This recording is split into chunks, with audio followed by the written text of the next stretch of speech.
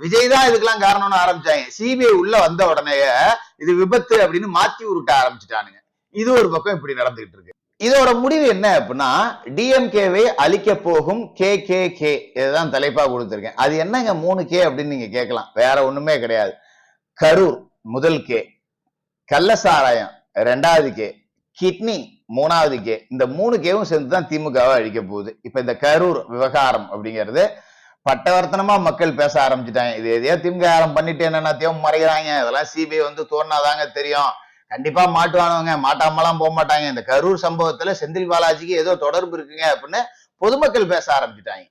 அரசியல்னா என்னன்னே தெரியாதவங்க கூட அப்பட்டமா நினைக்கிறாங்க. ஏன் உனக்கு இவ்வளவு குரங்கு போயிட்டு எல்லாம் அடிச்சுக்கிட்டு இருக்காங்க அப்படின்னு மாத்தி மாத்தி பேசுறாங்கல்ல, அப்பயே சந்தேகம்ங்கிறது அதிகமாகுது அப்படிங்கறதா இங்க மக்கள் பேசுறதா இருக்கு. அப்ப இந்த கரூர் சம்பவம் அப்படிங்கிற முதல் கே திமுகவை புதைக்காம விடாது. 2வது கே